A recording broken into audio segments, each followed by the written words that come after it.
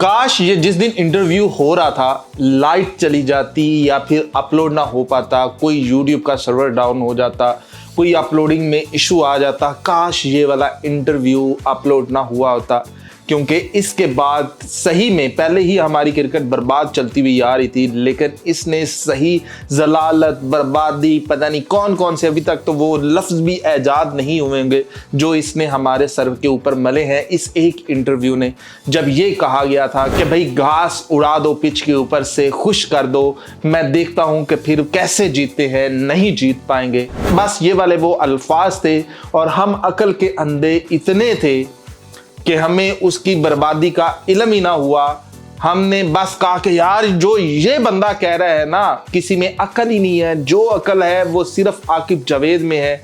इस बंदे को पाकिस्तानी टीम का करता धरता लगाओ और फिर देखना कि ये पाकिस्तानी टीम को किन बुलंदियों पर लेकर चला जाता है। चेक तो करो, उसकी बातें तो चेक करो, ये किसी की समझ में नहीं आई। और फिर आ जाती है बदकिस्मती से इंग्लैंड। लेकिन अगर उससे पहले वेस्ट इंडीज आया होता, एक अच्छे स्पिनर के साथ आया होता, तो शायद हालात कुछ और होते। अभी तक उसे पाकिस्तानी टीम का करता धरता नहीं बनाया गया, बस पाकिस्तानी टीम के ऊपर उसका असर और रसूख शुरू हुआ था।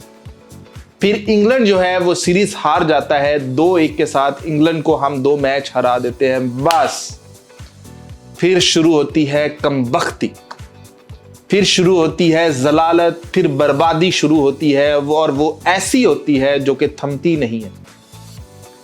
कि आप चेक कर लो कि इस इंटरव्यू ने पाकिस्तान की ये जो 3 साल है, 2 साल है, क्या बेड़ा गर्क किया है।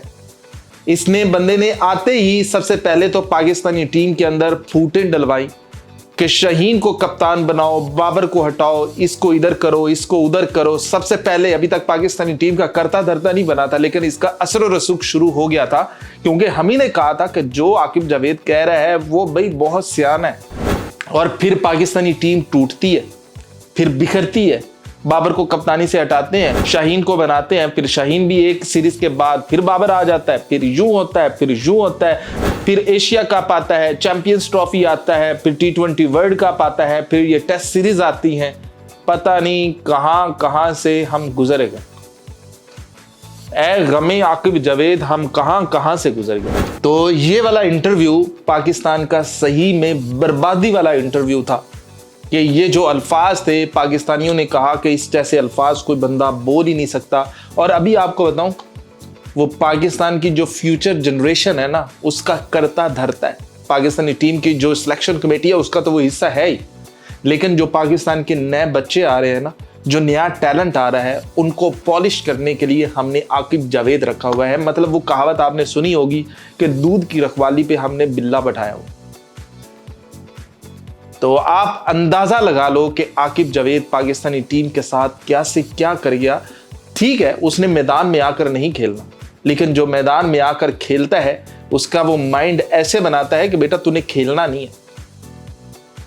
तो आकिब जावेद साहब, हम शर्मिंदा हैं अपने उन हर अल्फाज के ऊपर जो हमने आपकी तारीफ में बोले थे। और सर आपको तो सल्यूट है, आप बहुत विजन वाले हो, आप बहुत फ्यूचर देखने वाले हो। आपने जिस तरह से 6 से 7 साल लाहौर कलंदर्स के लिए लगाए थे और उनको बर्बाद करके रखा था, और उसके बाद वो किस्मत से जीतते हैं। काश वो ना जीतते, आपके होते हुए वो ना जीते, किसी और के आने से वो जीते, लेकिन आपके होते हुए वो जीते। फिर आपकी नज़र पाकिस्तानी टीम पर पड़ी। बस क्या ही कहें कि हमारा हाल क्या हुआ है। हम तो फॉरेन प्लेयर भी नहीं ला सकते, वो तो चलो फॉरेनर प्लेयर लाकर वो बचा जाते थे कि मुस्तफिजुर रहमान आ गया था, कुछ इस तरह से उनके सीन बन ही जाते थे, लेकिन अपने पास तो वो भी नहीं।